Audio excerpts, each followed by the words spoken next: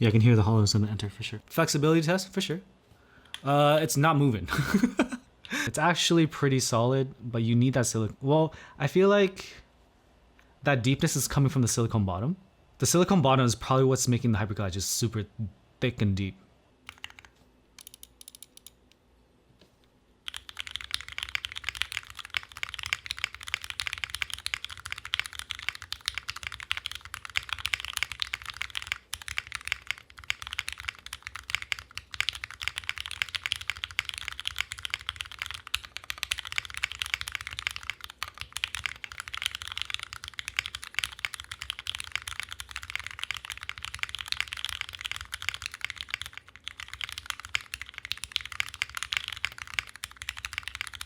Oh my god, somebody subscribe.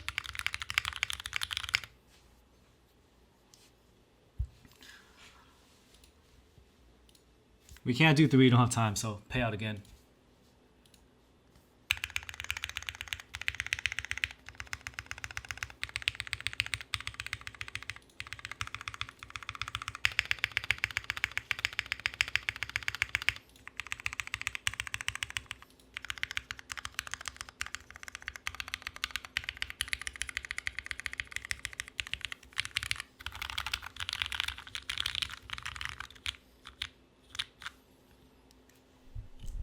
All right, swap time. The aluminum looks cheaper. It feels cheaper mostly. It's mostly a feel thing. I put it in my hands, I'm like, oh, this definitely feels like a budget board. Holy hell, this is heavy. Packaging is gonna be whack. The contrast from the back and the top is actually really nice. This, having the contrast up here is kind of nice. How's it feel with the brass? Yo, it feels money with the brass. It feels good with the brass. At least a Keycaps with aluminum. 72 ounces, 4.5 pounds, 2 kilos. GMK keycaps.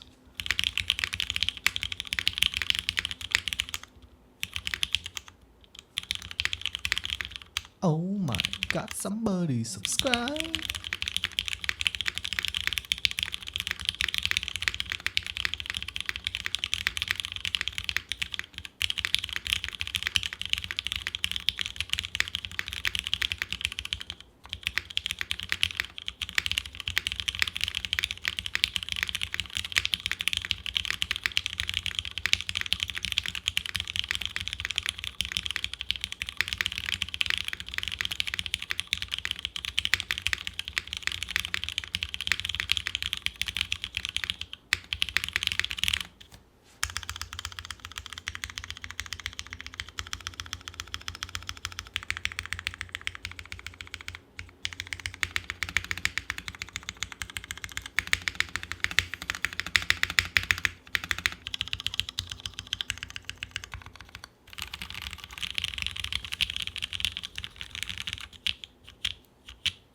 The brass is definitely more reflective, so you want some kind of material in there. You want maybe foam, like someone mentioned, or cotton, polyfill, whatever.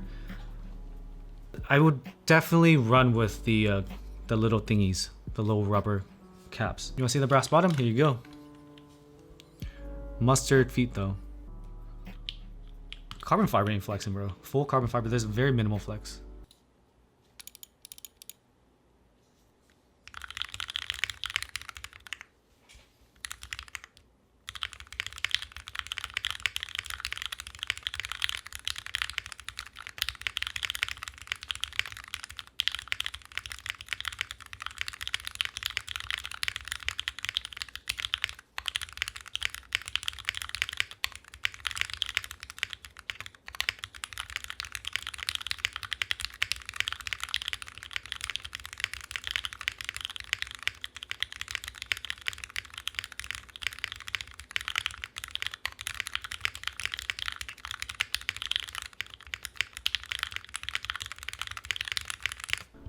I think it sounds pretty good. Honestly, it exceeded my expectations because I thought the stack mount especially is going to sound a lot like the Mode. I don't think it sounds a lot like the Mode 80.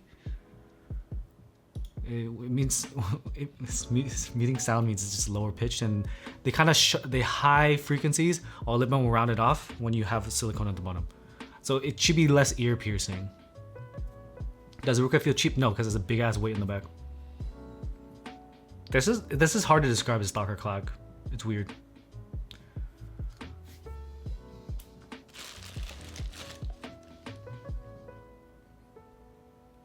Would I pay $500 for this board? With the kind of time schedule that it is advertising, if I wanted a board that was kind of like, it definitely feels more mid-range, and if you go with the higher end trim, it feels more high end. Like this, like unfortunately or fortunately, is reminiscent of the Keycaps number 2. I liked the sound of the stack with aluminum more. So to draw less money, my recommendation would be to do whatever colors you want for the aluminum top and aluminum bottom. Run an accent color on the back, so this way you don't spend too much money. Brass back and brass bottom together seems weird. I don't think it seems that weird if you look too closely. This I'm using Alpha Gaming's like lo-fi playlist. I go silicone with brass bottom. That's all. It's gonna boil down to preference. I didn't like how the brass bottom without silicone sounded, so I'm imagining the acoustics of aluminum bottom will be better. Like someone said, the brass is more reflective, so brass bottoms just don't sound as clean compared to the Vega. The Vega has a gaskety sound. I don't know if I have it handy, but my Vega has like JWKs. It's very different. The 6.5 is also gaskety. Any kind of pour gasket mount board is going to sound very similar. Vega, Element G67, think 6.5 V2. This one is not using pour-on gaskets, so it's closer to the old school top mount that we had before. The stack mount really, in my opinion, is just adding a silicone bottom, which mute sound. But in the silicone bottom, it's helping with the reflectiveness of the brass bottom. Yeah, I thought it was going to sound like the Mode 80 as well, but it didn't. Overall worth, I think. Stack mutes the sound and destroys flex, so if you want a louder, honestly, the combination I did here, the brass bottom has a louder spacebar, I think. My overall thoughts is that it's a pretty good buy. At $300, I feel like I would have to spend a little bit more to get the silicone, so $20, and probably swap out, not use the black back. All black, it is stealth. You saw it, it looks clean, but it's really boring. I would go minimum, even if minimum like some kind of accent color. The aluminum full like feels kind of light, so I don't love that. But if you're kind of treating this as an entry-level board, it serves you better to save more money and just run around $300 something. Brass bottom, which really elevates it, it's $100 something. So it's cool to have all those options.